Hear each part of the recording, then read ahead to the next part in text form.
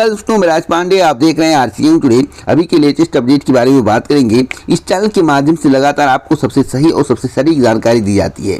वही जानकारी दी जाती है जो पूर्ण सत्य होती है। मैं आपको सही और सटीक जानकारी से अवगत कराने का प्रयास करता हूं।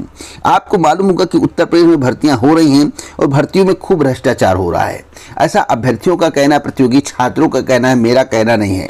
प्रतियोगी छात्रों ने बड़े बड़े आरोप लगाए हैं कि भर्तियों में भ्रष्टाचार होता है, सरकार मौन रहती है, आयोग कुछ बोलने को तैयार नहीं है, गलत तरीके से चयन हो रहा है।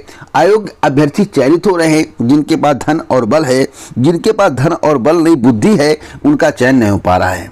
वे अयोग्य साबित हो रहे हैं, लेकिन सरकार दावा कर रही है कि भर्तियों में पारदर्शिता है। इसी पर बात करेंगे, पूरी जानकारी देंगे। यूपीपीएससी की बड़ी खबर है, आप वीडियो को पूरा देखिएगा, समझने का प्रयास करिएगा। रेलवे भर्ती को लेकर भी बड़ी खबर है। अभ्यर्थी आंदोलित हैं, आंदोलित क्यों हैं इस पर बात करेंगे। भर्तियों में नॉर्मलाइजेशन को लेकर भी सवाल उठ रहे हैं। जो भर्तियों में नॉर्मलाइजेशन हो रहा है वह किस आधार पर हो रहा है, कैसे हो रहा है, अभ्यर्थी पूछ रहे हैं। इसका मतलब है उस पर भी संशय है। बिहार शिक्षक भर्ती में रिकॉर्ड आवेदन हो रहे हैं। ऊपर से रिकॉर्ड है या नीचे से रिकॉर्ड है, इस पर बात करेंगे, पूरी जानकारी विस्तार से देंगे, इसलिए वीडियो को पूरा देखिएगा। उससे पहले इस वीडियो को ज़्यादा से ज़्यादा शेयर करें जिससे सही जानकारी लोगों तक पहुंचे, लोग इस चैनल से जुड़ सकें। चैनल को सब्सक्राइब करके बेल आइकन दबा के ऑल पर सेलेक्ट कर सके। वीडियो का नोटिफिकेशन तभी जाएगा जब आप इन प्रक्रियाओं से गुजरेंगे। वीडियो को देखकर लाइक और शेयर करेंगे, उसके बाद चैनल को सब्सक्राइब करेंगे। पहली खबर के बारे में बात कर लेते हैं। देखिए दोस्तों, पहली खबर जो है निजी तकनीकी संस्थानों को लेकर है। इस पर बात कर ले, थोड़ा जानकारी मैं आपको दे दूं। जो निजी तकनीकी संस्थान हैं उनकी फीस बढ़ाने की तैयारी चल रही है। कितना प्रतिशत? 10%। जो जितना फीस है उसमें आप 10% और ऐड कर दीजिए, उतनी फीस आगे हो जाएगी। फिर मैं बता रहा हूं किसकी बढ़ेंगी, निजी तकनीकी संस्थानों की फीस 10% बढ़ाने की तैयारी चल रही है। अगली अपडेट मैं आपको बता दूं, शिक्षकों के तबादले को लेकर बड़ी अपडेट है। शिक्षकों के तबादले के लिए आवेदन 12 जुलाई तक होंगे। बेसिक शिक्षा परिषद की ओर से संचालित प्राथमिक एवं उच्च प्राथमिक विद्यालयों में कार्यरत शिक्षकों के पारस्परिक अंतः जनपदीय स्थानांतरण के लिए आवेदन की अंतिम तिथि 12 जुलाई तक बढ़ा दी गई है। अब मैं बात करता हूं स्टाफ नर्स की भर्ती को लेकर। दोस्तों, जितने भी मेडिकल क्षेत्र की भर्तियां हैं उन्हें जल्द से जल्द कंप्लीट कराया जाएगा, ऐसा उप मुख्यमंत्री का कहना है।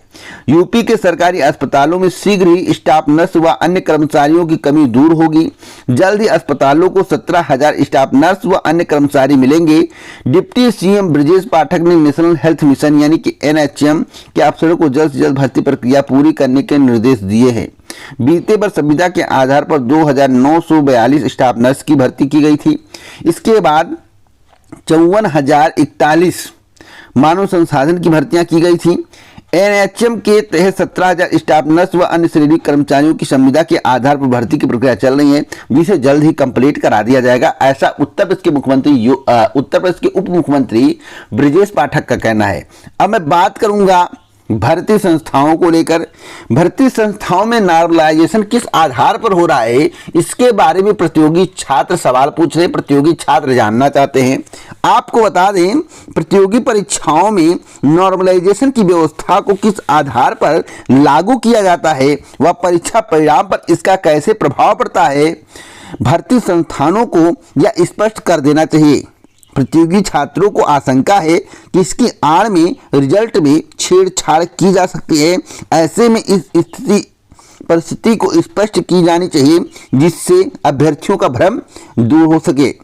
मैं आपको बताना चाहता हूं, जब नॉर्मलाइजेशन होता है तो लोग आकलन नहीं कर पाते कौन सा पेपर टफ था और कौन सा पेपर इजी था, किसमें ज़्यादा क्वेश्चन अटेम्प्ट हुए हैं, किसमें कम क्वेश्चन अटेम्प्ट हुए हैं। जब नॉर्मलाइजेशन होता है तो किसी के 10 नंबर 12 नंबर घट जाते हैं, 5 नंबर घट जाते हैं, किसी के 5 10 12 नंबर बढ़ जाते हैं। इससे अब प्रतियोगी छात्रों को काफ़ी नुकसान होता है। प्रतियोगी छात्रों का कहना है कि इसी की आड़ में किसी के 10 नंबर बढ़ा दिए, किसी के 8 नंबर बढ़ा दिए। भैया क्या हुआ क्या नहीं हुआ अंदर खाने पता नहीं चलता है। तो इस पर जो है आयोग को या बोर्ड को स्थिति स्पष्ट करनी चाहिए जहां पर नॉर्मलाइजेशन की प्रक्रिया होती है। तो क्या आपको भी लगता है कि नॉर्मलाइजेशन में गड़बड़ झाला होता है, गलत तरीके से नॉर्मलाइजेशन किया जाता है, इससे प्रतियोगी छात्रों के करियर पर आघात पहुंचता है, अभ्यर्थियों को चयन का मौका नहीं मिल पाता है, उन्हें गलत तरीके से फेल कर दिया जाता है? क्या आपको ऐसा लगता है? तो कमेंट बॉक्स में जरूर बताइएगा। अब मैं बात करूंगा रेलवे भर्ती बोर्ड को लेकर, रेलवे भर्ती प्रकोष्ठ को लेकर। आपको मालूम होगा कि भर्तियां आई थी, भर्ती प्रक्रिया को पूरा कर दिया गया है। रेलवे भर्ती प्रकोष्ठ यानी कि आरआरसी दफ्तर के बाहर रेलवे ग्रुप डी की परीक्षा दे चुके अभ्यर्थियों ने मंगलवार को प्रदर्शन किया। प्रदर्शन क्यों किया, इस विषय में आपको जानना जरूरी है। अभ्यर्थियों का कहना था कि ग्रुप डी की भर्ती के लिए उनका चयन हुआ, मेडिकल भी में वे फिट है, लेकिन अभिलेख सत्यापन के लिए महीनों से पहले पैनल गठित नहीं किया जा रहा है। यानी कि मेडिकल में फिट होने के बाद पैनल को गठित नहीं किया जा रहा है। क्यों नहीं किया जा रहा है? अभिलेख सत्यापन के लिए। वहां बताया जा रहा है कि पद खत्म हो गए हैं, जबकि ग्रुप डी के 575 पद अभी भी रिक्त हैं। तो आखिरकार ऐसा क्यों बोला जा रहा है, यह भी बात समझ में नहीं आ रहा है।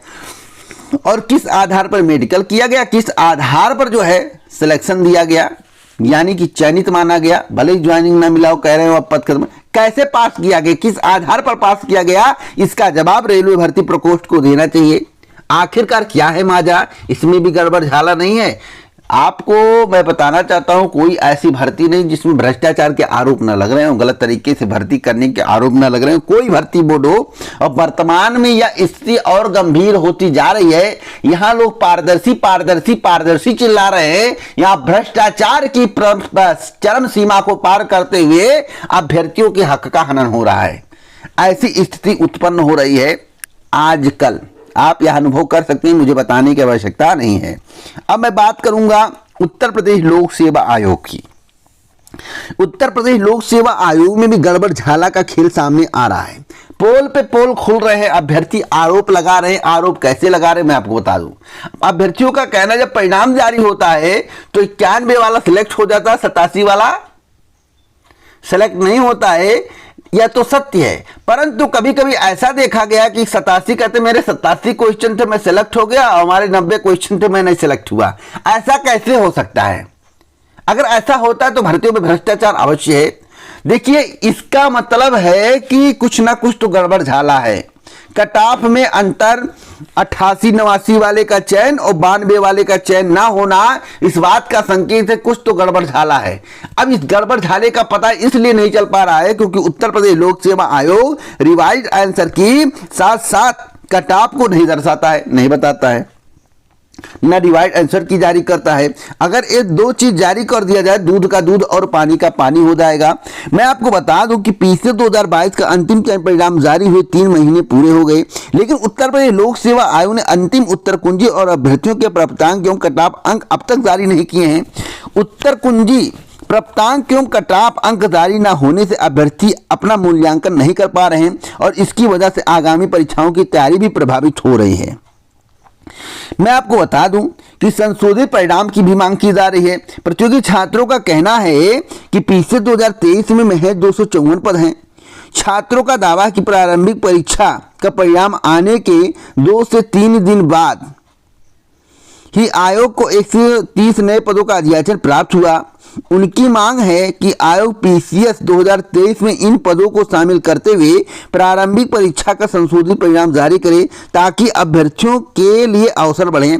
आखिरकार आयोग ने क्या किया जिससे संशोधित परिणाम जारी करने की मांग चल रही है? मैं आपको ईमानदारी से बताना चाहता हूं, ऐसा सुनने में आया है जिसके 93 क्वेश्चन 94 सही है उनका सिलेक्शन नहीं हुआ है, जिनके 90 सही उनका सिलेक्शन हो गया। ऐसा कैसे हो सकता है? यही तो बात नहीं समझ में आ रहा है। इसी पर सस्पेंस बना हुआ। अगर रिवाइज आंसर की और कट ऑफ प्री का जारी करने लगे तो यह स्थिति आने ही नहीं पाएगी और दूध का दूध पानी का पानी हो जाएगा। लेकिन उत्तर प्रदेश लोक सेवा आयोग ऐसा कर नहीं रहा है। और इतना समय बात करते हैं तो सब भूल जाता है और दूसरी तैयारी में किसी का प्री निकल जाता तो उन सब बातों पर कोई ध्यान नहीं देता है। तो यह स्थिति सामने आ रही है। एक और मांग की गई है कि पदों की संख्या के साथ जारी हो आरक्षण का विवरण। यानी कि प्रतियोगियों ने ज्ञापन के माध्यम से यह मांग की है कि आयोग पीसीएस भर्ती के विज्ञापन में पदों की संख्या के साथ आरक्षण का विवरण भी जारी करे। अक्सर पदों की संख्या कम होने पर अभ्यर्थियों को अपेक्षा के अनुरूप आरक्षण का लाभ नहीं मिलता है, बल्कि नुकसान ही होता है। तो जब पद का विवरण आए तो उसका आरक्षण का विवरण भी बताया जाए। तो ऐसा बात प्रतियोगी छात्रों के द्वारा किया गया है। अब मैं बात करता हूं खाली पदों पर जल्द भर्ती के लिए शासन ने नया अनुभाग बनाया है, जिससे भर्ती प्रक्रिया में तीव्रता आ सके, नई भर्तियों का अध्याचन पहुंच सके। अब देखना होगा क्या होता है। फिलहाल सरकार की तरफ से कहा जा रहा है कि हम भर्तियों में पारदर्शिता और तीव्रता के लिए ऐसा कर रहे हैं।